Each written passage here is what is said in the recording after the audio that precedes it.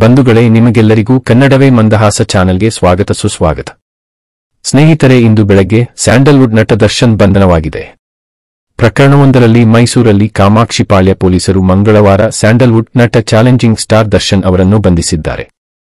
ರೇಣುಕಾಸ್ವಾಮಿ ಕೊಲೆ ಪ್ರಕರಣದಲ್ಲಿ ನಟ ದರ್ಶನ್ ಅವರನ್ನು ಬಂಧಿಸಲಾಗಿದೆ.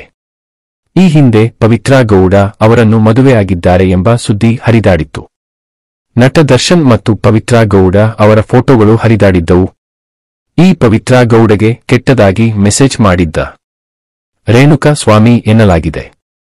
ಈ ಸ್ವಾಮಿ ಚಿತ್ರದುರ್ಗ ಮೂಲದವನು ಎನ್ನಲಾಗಿದೆ. ಆತನ ಕೊಲೆ ಪ್ರಕರಣದಲ್ಲಿ ಕಾಟೇರ ದರ್ಶನ್ ಬಂಧನವಾಗಿದೆ. ಪವಿತ್ರ ಗೌಡ ಅವರಿಗೆ ಅಶ್ಲೀಲವಾಗಿ ಮೆಸೇಜ್ ಮಾಡಿದ್ದ ಎನ್ನಲಾಗುತ್ತಿರುವ ರೇಣುಕಾ ಸ್ವಾಮಿ ಅವರನ್ನು ಬೆಂಗಳೂರಿಗೆ ಕರೆಯಿಸಲಾಗಿದೆ. ಜೂನ್ 8ರಂದು ಆತನನ್ನು ಶೆಡ್ನಲ್ಲಿ ಇರಿಸಿ ಕೊಲೆ ಮಾಡಲಾಗಿದೆ.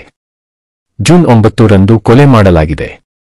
ಕೊಲೆ ಮಾಡಿದ ಆರೋಪಿಗಳು ತಾವು ಕೊಲೆ ಮಾಡಿದ್ದಾಗಿ ಮತ್ತು ನಟ ದರ್ಶನ್ ಅವರ ಸೂಚನೆ ಮೇರೆಗೆ ಕೊಲೆ ಮಾಡಿರುವುದಾಗಿ ತಪ್ಪೊಪ್ಪಿಕೊಂಡಿದ್ದಾರೆ.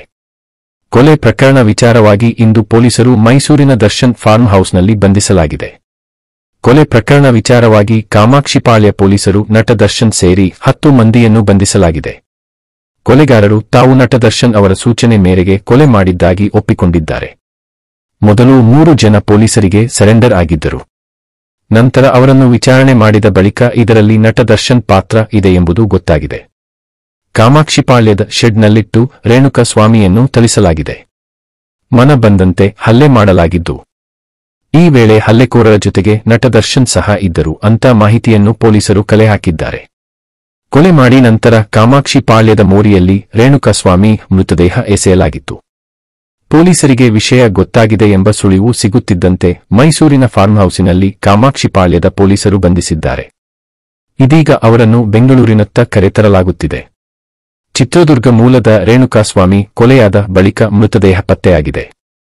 ಇದು ಕೊಲೆ ಎಂಬ ಶಂಕೆ ವ್ಯಕ್ತವಾಗುತ್ತಿದ್ದಂತೆ ಪೊಲೀಸರ ಮಾಹಿತಿ ಮೇರೆಗೆ ಕುಟುಂಬಸ್ಥರು ಬೆಂಗಳೂರಿಗೆ ಬಂದಿದ್ದಾರೆ. ಬೆಂಗಳೂರಿನಲ್ಲಿ ದೂರು ದಾಖಲಾಗಿದೆ.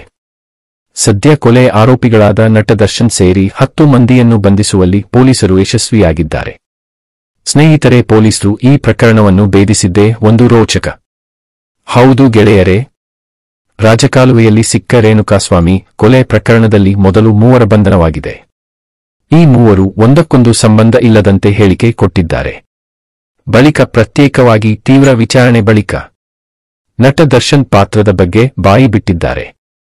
ಆರಂಭದಲ್ಲಿ ಕೊಲೆಗಾರರ ಹಿನ್ನೆಲೆ, ಮೃತರ ಹಿನ್ನೆಲೆ ನೋಡಿದಾಗ ಇವರು ಸುಖ ಸುಮ್ಮನೆ ನಟ ದರ್ಶನ್ ಹೆಸರು ಹೇಳುತ್ತಿದ್ದಾರೆ ಅಂತ ಅನ್ನಿಸಿದೆ. ಬಳಿಕ ಸತ್ಯ ತಿಳಿದಿದ್ದು ಹಿರಿಯ ಪೊಲೀಸರ ಜತೆ ಕಾಮಾಕ್ಷಿಪಾಳ್ಯ ಪೊಲೀಸರು ಚರ್ಚಿಸಿ ದರ್ಶನ್ ಬಂಧಿಸಲು ಸಜ್ಜಾದರು. ಅದರಂತೆ ಇವತ್ತು ಬಂಧಿಸಿ ಮೈಸೂರಿನ ಅನ್ನಪೂರ್ಣೇಶ್ವರಿ ಠಾಣೆಯಲ್ಲಿ ಬೆಳಗ್ಗೆಯಿಂದ ವಿಚಾರಣೆ ನಡೆಸುತ್ತಿದ್ದಾರೆ. ರೇಣುಕಾಸ್ವಾಮಿ ಕೊಲೆ ಪ್ರಕರಣದಲ್ಲಿ ನಟ ದರ್ಶನ್ ಬಂಧನವಾಗಿದ್ದು, ಮೈಸೂರಿನಲ್ಲಿ ಪೊಲೀಸರ ಮುಂದೆ ದರ್ಶನ್ ಮಾತನಾಡಿದ್ದು, ನಾನು ಇವರಿಗೆ ಕೊಲೆ ಮಾಡಲು ಹೇಳಿಲ್ಲ, ಬದಲಾಗಿ ರೇಣುಕಾಸ್ವಾಮಿಯನ್ನು ಬೆದರಿಸುವಂತೆ ಮಾತ್ರ ಹೇಳಿದ್ದೆ ಅಂತ ಪೊಲೀಸರಿಗೆ ನಟ ದರ್ಶನ್ ಹೇಳಿದ್ದಾರೆ.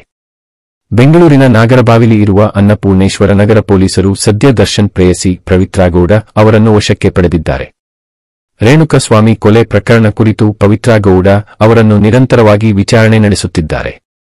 ಕೊಲೆಯಲ್ಲಿ ಇವರ ಪಾತ್ರವಿದೆಯಾ, ಇವರ ಕುಮ್ಮಕ್ಕಿನಿಂದಲೇ ಹತ್ಯೆ ನಡೆಯಿತೆ ಎಂಬ ಆಯಾಮದಲ್ಲಿ ತನಿಖೆ ನಡೆಸಲಾಗುತ್ತಿದೆ. ಹೀಗಾಗಿ ಪವಿತ್ರಾ ಗೌಡ ಅವರನ್ನು ವಿಚಾರಣೆ ನಡೆಸುತ್ತಿದ್ದಾರೆ.